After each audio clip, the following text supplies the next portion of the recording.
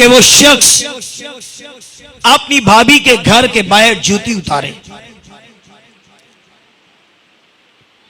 और सब लोग कहें ये वो शख्स है जिसने अपने भाई के हक को अदा नहीं किया और अपनी भाभी के, अपने देवर होने के हक को अदा नहीं किया और अपनी भाभी के दरवाजे पर अपनी जूती छोड़कर आ गया।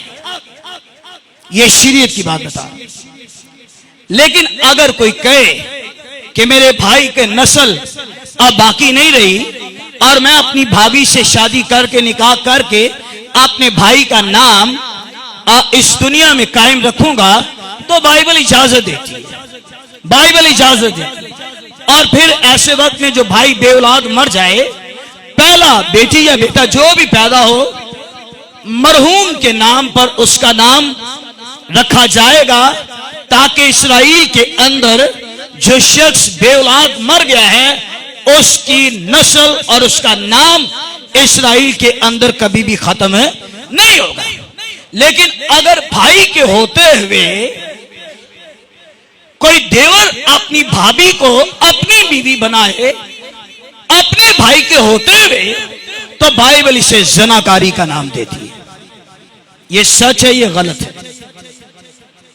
बाइबल उसे जनाकारी का नाम देती है।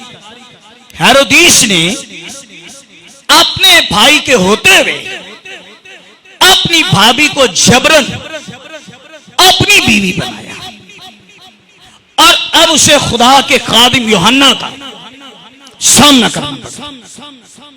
परेशान है वो, कहने लगा ये तो भाई जान ही नहीं मेरी छोड़।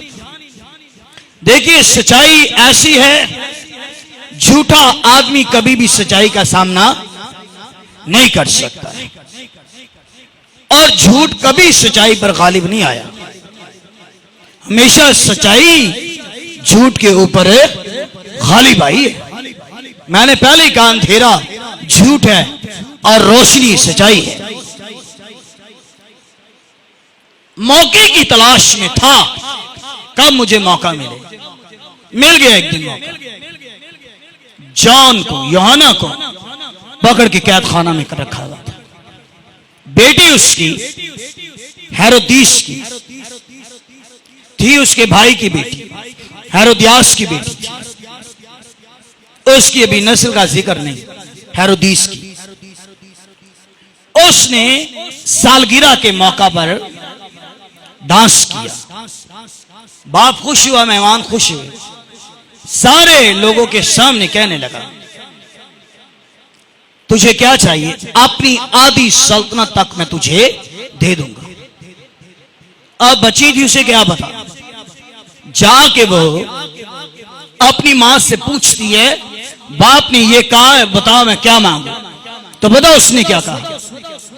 उसने कहा वाह मौका अच्छा है, जाके अपने बाप को बोल अगर तूने मुझे कुछ देना है तो क्या दे, अगर तूने मुझे कुछ देना है आखिरी नबी का सर मुझे दे, यूहन्ना बपतिस्मा देने वाले का सर। उसने सिपाहियों को कहा जाओ, कैद खाना में मैंने बताया रखा हुआ था। सिपाहियों ने उसके गर्दन को काटा, एक बड़े थाल के अंदर रखा और सिपाही बड़े थाल के अंदर बर्थडे के मौका पर, हमेशा सालगिरह पर क्या कटता है, क्या कटता है, केक ही कटता है ना। लेकिन इसकी बर्थडे देखिए, केक के साथ कटा क्या है, एक नबी यूहन्ना बपतिस्मा देने वाले का सर कटा और वो थाल में रख कर लाया है और हेरोदिस को दिया गया। हेरोदिस ने बेटी को दिया है और फिर बेटी ने जाकर किसे दिया, अपनी मां को दिया है। मैं बता रहा हूं इस नबी ने सच्चाई बयान की है, चाहे इसे मौत ही कबूल क्यों ना करनी पड़े। बड़े से बड़ा नुकसान उठाइए, परवाह ना कीजिए, लेकिन कभी भी सच्चाई का इनकार ना कीजिए।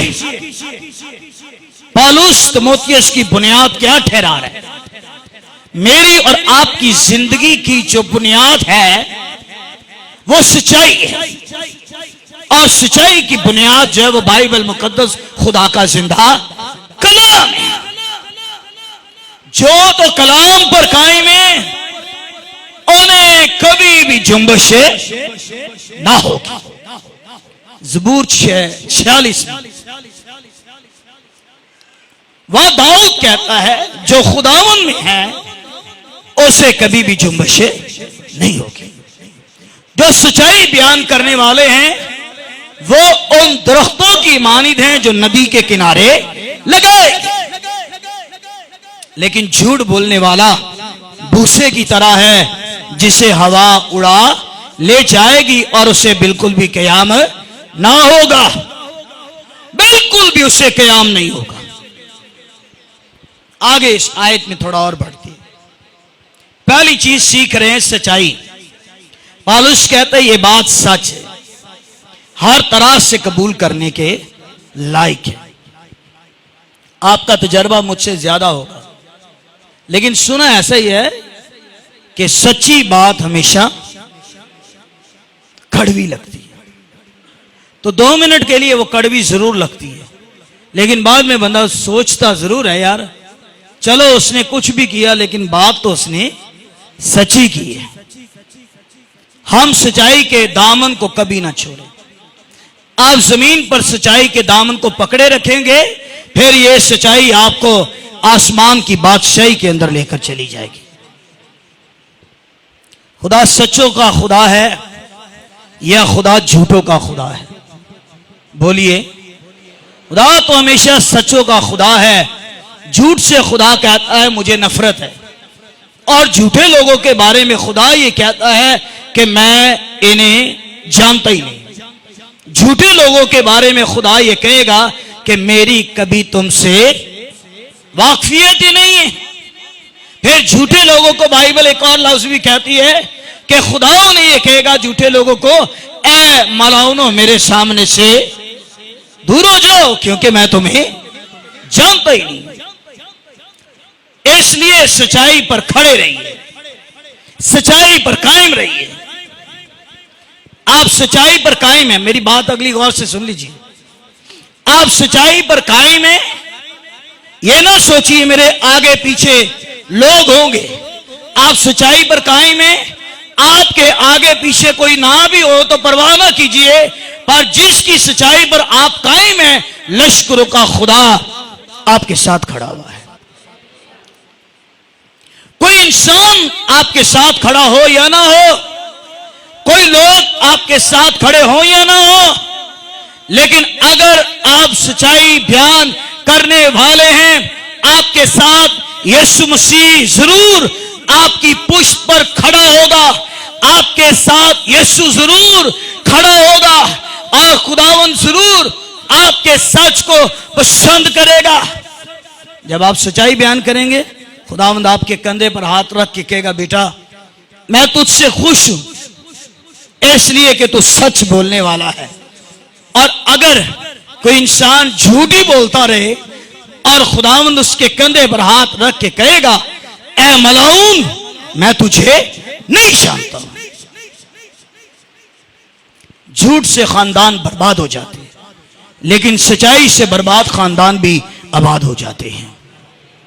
झूठ से औलाद माँ बाप के खिलाफ हो जाती है, माँ बाप औलाद के खिलाफ हो जाते हैं। कल मैं और भाई नदीम महमूदाबाद 4 नंबर पर किसी घर को मखसूस करने के लिए गए। वालिद साहब की आंखों में आंसू ही थे, कह रहा था मैं अपनी औलाद से तंग हूं, मेरा घर मेरी औलाद ने बर्बाद करके रख दिया। तो बता रहा हूं जिस घर में झूठ आएगा उस घर का नवाला भी चाहे वहां पला हुआ बैल ही क्यों ना ज़बा हो, आपको उस घर के नवाले के अंदर भी कोई लज्जत नहीं आएगी। पर जिस घर के अंदर सच्चाई हो वहां जरा सा सात पात भी बना हुआ होगा। मोहब्बत वाले घर में जरा सा सात पात ही काफी है। बाप अंदर से ही दरवाजा खटखटाए तो बाप ही बेटे को कह देगा जा कह दे कार कोई नहीं, तो बेटा भी बाहर जा कहेगा अब्बू कह रहे हैं कार कोई नहीं। बच्चों को सच्चाई सिखाइए, बेटा कभी झूठ नहीं बोलना। वो अपने माँ बाप से सीखेगा, मेरी माँ झूठ नहीं बोलती तो मैं भी कभी झूठे नहीं बोलूंगा। दोज़ख के अंदर मैंने कहा जहां आएंगे शराबी, जहां आएंगे बाकी बदकार, वहां पर फरिश्ते दोज़ख के अंदर कहेंगे जितने खुदा की बादशाही से बाहर रह गए झूठे, आओ झूठो तुम्हारे लिए जगह तैयार की गई है जहां रोना और दांतों का पीसना है। लेकिन जो सच्चाई पर होंगे उन्हें वह कहेगा आओ मेरे बाप के मुबारक लोगों, बादशाही जो बनाए आलम के पेशतर से मिरास में ली गई है वो तुम ले लो। चले आगे बढ़ता हूं। सच्चाई और झूठ, झूठ तारीकी और सच्चाई रोशनी।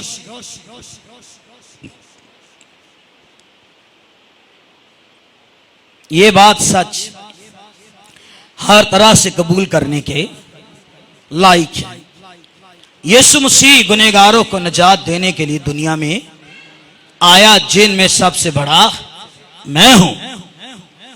इस आयत का दूसरा रुख यह है, पहला पॉइंट तो सीख रहे सच्चाई, और इसका दूसरा पॉइंट यह है यीशु मसीह दुनिया में गुनहगारों को निजात देने के लिए आया।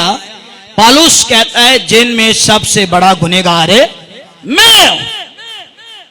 हर गुनहगार को खुदावंद यीशु मसीह ने निजात दी है। आया यीशु गुनहगारों को निजात देने के लिए।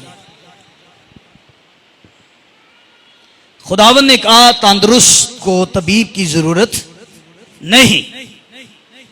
तंदुरुस्त कभी डॉक्टर के पास नहीं जाएगा, बीमार आदमी हमेशा डॉक्टर के पास जाएगा। वहां यीशु ने यह भी कहा कि मैं रास्तबाजों को ढूंढने और तलाश करने के लिए मैं नहीं आया, बल्कि मैं किन को तलाश करने के लिए आया? गुनहगारों। अच्छा, कई गुनहगार इस बात पर बड़ा फख्र करते हैं कि जी खुदा आया गुनहगारों के लिए। क्या बात है, सच है, यीशु गुनहगारों के लिए आया। पर अगली बात क्या है कि गुनहगार ना रहे बल्कि वो निजात पा जाए। मैं पता नहीं पहले बताया कि नहीं, मैं अपनी किसी दोस्त की शादी पर गया। उसने बड़ा इसरार किया आप आइएगा, मैं चला गया। सुबह 12-1 बजे का टाइम था, उसकी शादी थी, सेहरा बांधने वाला था। कहता आओ मैंने आपको अपने मामू से मिलाऊं। मुझे ले गया, मामू इधर आओ, पाजी साहब में मेरे दोस्त है। मामू पहले ही टून हुआ था तो मुझसे हाथ उसने मिलाया, पादरी साहब बड़ी बात है आप हमारे इस प्रोग्राम में आए हैं, हम शुक्रगुजार हैं आप आए हैं। अच्छा, एक बात आपको कह दें, आप बड़े मुबारक लोग हैं, खुदा की खिदमत करते हैं, लेकिन आपसे ज्यादा मुबारक मैं हूं। मैं और उसे गौर से देखने लगा, ये क्या कह रहे हैं? मैं क्या जी आप कैसे ज्यादा मुबारक हो गए? कहने लगा आपने कलाम में नहीं पढ़ा कि यीशु गुनहगारों के लिए दुनिया में आया, हम इसलिए मुबारक हैं, यीशु आया हमारे लिए। मैंने कहा बुजुर्गो आपने आधी आयत मुझे सुनाई है कि यीशु गुनहगारों के लिए आया, ये आधी आयत आपने मुझे सुनाई है। मैं इस आयत को कंप्लीट करके आपको सुनाता हूं कि यीशु आया दुनिया में गुनहगारों के लिए। अगली बात यह है ताकि गुनहगार जो है वो निजात पा जाए। आया वो इसलिए है कि कोई दोज़ख में न जाए, आया वो इसलिए है कोई हलाक ना हो जाए, आया वो इसलिए है कि गुनहगार अपने गुनाह से तौबा करे और गुनहगार अपने गुनाह से तौबा करके वो मुझे कबूल करे। मैं आया मैंने काम जरा मैं आया, वो गया तो वो गया। ये फख्र की बात नहीं है कि वो गुनहगारों के लिए आया, फख्र इसमें है हमें निजात देने के लिए आया है, हमें छुड़ाने के लिए आया है। खुदा अपनी मोहब्बत की खूबी हम पर यूं जाहिर करता है कि जब हम गुनहगार ही थे। लफ्जों पर गौर करें कलाम की। रोमियो 5वें बाब में मैं बोल रहा हूं, पौलुस ये कहता है खुदा अपनी मोहब्बत की खूबी हम पर यूं जाहिर करता है कि जब हम गुनहगार हैं या थे। भाई है नहीं है गुनहगार, गुनहगार थे। यह माजी की बात है। यीशु को कबूल करने से पहले, यीशु पर ईमान लाने से पहले, यीशु के कफारे पर ईमान लाने से पहले, हमने यीशु को कबूल करने से पहले हमारी हालतें क्या हैं? हम गुनहगार हैं, हम तारीकी के कब्जे में हैं, हम गुनाह में झगड़े हुए हैं। पर कलाम कहते थे, अब नहीं है। हालेलुया। अब क्या है? गुनहगार थे और उसने हमें गुनाहों से निजात दे दी। मसीह का कफारा आलमगीर कफारा है। अभी कहा जा रहा था ना, यहूदी कुर्बानियां हर साल गुनाहों को याद दिलाती हैं, हर साल। और इस मुल्क में या पूरी दुनिया में भी हर साल कुर्बानियां गुजरानी जाती है। अगले हफ्ते फिर इस जगह पर, इस मुल्क में भी कई कुर्बानियां गुजरानी जाएंगी। लेकिन इन कुर्बानियों में, इन कफारों में नजात नहीं है। नजात दहिंदा सिर्फ एक ही है और बाइबल उसे, यूहन्ना ये कहता है पहले बाब की 29वीं आयत में, देखो ये खुदा का बर्रा है जो सारी दुनिया के गुनाह उठाए ले जा रहा है। ये नजात दहिंदा है, ये नजात देने वाला है। Praise the Lord. यीशु निजात देने के लिए आया है। पहला मसीह का मिशन क्या है? खुदा की मोहब्बत को जाहिर करना, ये है ही है। बीमारों को शिफा देना, ये है ही है। मौजज़े करना, ये है ही है। लेकिन इससे बढ़कर पहला मिशन ये है, इससे बढ़कर पहला मंसूबा ये है, इससे बढ़कर पहला काम ये है कि वो आया दुनिया में ताकि गुनहगारों को निजात मिल जाए। वो आया दुनिया में गुनहगारों को निजात देने के लिए, जिंदगी देने के लिए, फिरदौस के बंद दरवाजों को खोलने के लिए आया है। और पौलुस तीमुथियुस को यही कह रहा है, ऐ मेरे फर्जंद, ये बात सच है, ये हर तरह से कबूल करने के लायक है कि यीशु दुनिया में गुनहगारों को निजात देने के लिए आए। गुनाह छोटा हो या बड़ा हो,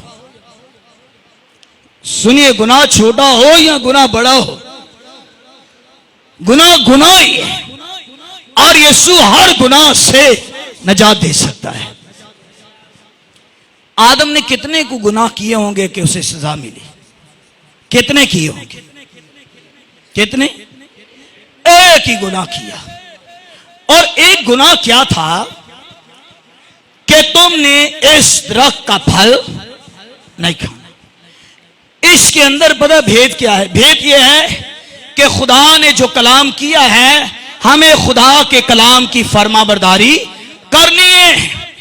आ गया अदन में झूठा भी, और आकर औरत को यह कहता है कि क्या खुदा ने तुम्हें अदन के दरख्तों का फल खाने के लिए मना किया है? कहने लगी नहीं, हम तो हर दरख्त का फल खाते हैं, लेकिन खुदा ने हमें इस दरख्त का फल खाने को मना किया है। कहने लगा, जिस दिन तुम इसे खाओगे तुम्हारी आंखें खुल जाएंगी। तीन चीजों का जिक्र उसने, बाइबल में लिखा है, उसने देखा, देखने में अच्छा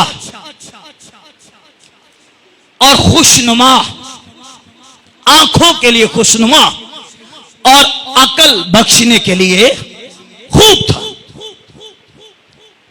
ये तीन चीजें यूहन्ना के खत में डिफाइन की गई। जिस्म की ख्वाहिश, आंखों की ख्वाहिश और जिंदगी की शेखी। फिर तीन चीजें यीशु मसीह के सामने रखी गई। इस पत्थर से क्या रोटी बन जाए?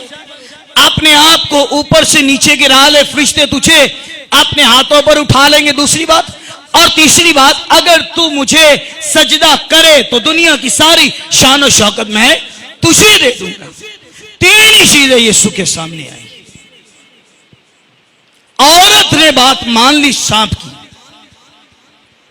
पर यीशु मसीह ने अगर से के एक रोजा 40 दिनों का रखा हुआ है, उसने इब्लीस को कलाम की पूरी पूरी बात सुनाई।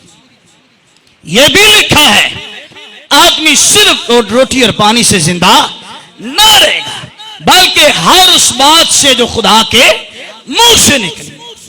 यह भी लिखा है कि खुदावंद अपने खुदा के सिवा और किसी को सजदा न कर। यह भी लिखा है, खुदावंद अपने खुदा की आजमाइश से ना कर।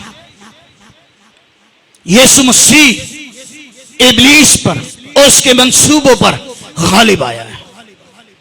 और अगर मैं और आप भी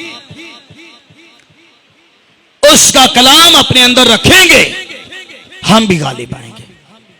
बहुत सारे गुनहगारों को यीशु ने निजात दी, लेकिन मैं सिर्फ एक गुनहगार के बारे में बताकर इसे खत्म करूंगा। लूका की इंजील में निकालिए उसका 23वां बाब, 23वें बाब की 39वीं आयत, 39 वर्ष। फिर जो बदकार सलीब पर लटकाए गए थे, उनमें से उसे एक यूं ताने देने लगा, क्या तो मसीह नहीं? अपने आप को और हमको बचा। मगर दूसरा उसे झिड़क कर जवाब दिया, क्या तो खुदा से भी नहीं डरता? हालांकि इसी सजा में गिरफ्तार है, और हमारी सजा तो वाजिबी है, क्योंकि अपने कामों का बदला पार है। लेकिन उसने कोई भेजा काम नहीं किया। फिर उसने कहा, ऐ यीशु, जब तो अपनी बादशाही में आए तो मुझे याद करना। उसने उससे कहा, मैं तुझसे सच कहता हूं कि आज ही तो मेरे साथ फिरदौस में होगा। वाकया सारे जानते हैं, 2 डाकू सलीब पर हैं, एक दाएं और एक बाएं। आप समझ सकते हैं, डाकू है, दोनों क्रिमिनल हैं, दोनों ने गुनाह किया है, और दोनों ने ही कई घरों को लूटा है, कई घरानों को, औरतों को बेवा किया, बच्चों को यतीम किया। और ये ईसाया की किताब के 53 बाब की शायद पेशन गोई है कि वो गुनहगारों के दरमियान में शुमार किया गया। दाएं और बाएं गुनहगार है और वो बीच में है। एक कहने लगा मौजज़ा हो जाए, आज ही मौजज़ा हो जाए। कहने लगा, खुदावंद अगर तू वाकई मसीह है तो खुद भी बच और मुझे भी बचा। तौबा कोई नहीं कर रहा, मौजज़ा देखना चाह रहा है मौजज़ा हो जाए, लेकिन ये नहीं चाह रहा मैं तौबा करूं। देखिए मौजज़ात क्यों होते हैं? मौजज़ात इसलिए होते हैं ताकि गुनहगार लोग क्या करें? तौबा करें। अगर आप मत्ती की इंजील का मुताला करें तो जिन्होंने मौजे लिए, जब उन्होंने तौबा ना की तो खुदावंद यीशु मसीह ने उन शहरों पर क्या किया है? क्या किया? शहरों पर क्या किया है? अफसोस। ए बैतसैदा तुझ पर अफसोस, ए कुफरनहूम तुझ पर अफसोस। जो मौजे मैंने यहां किए हैं, अगर सदूम और उमूरा में होते तो वो कब के क्या कर लेते? वो कब के तौबा कर लेते। मैंने कई बड़े मौजे कुफरनहूम में किए हैं, और जितने मौजे तुझ में हुए, क्या तू आसमान तक बुलंद किया जाएगा? यीशु मसीह ने कहा, नहीं भाई, आसमान तक बुलंद नहीं किया जाएगा, बल्कि तू जो है आग में अरवा में डाला जाएगा। मौजे हुए और बीमार अपनी चारपाई से उठ खड़े हुए, बीमारों ने शिफा पाई है, गुनहगारों ने निजात कुफरनहूम में इतने मैंने मौजे किए, अभी भी यहां पर लोगों ने क्या नहीं की, तौबा नहीं की। जिन शहरों में मौजे हुए, यीशु वहां पर अफसोस कर रहा है, मैंने इतने बड़े बड़े मौजे किए। मौजज़ात का सबब क्या है? दो चीजें। मौजज़ात खुदा क्यों करता है? दो चीजें।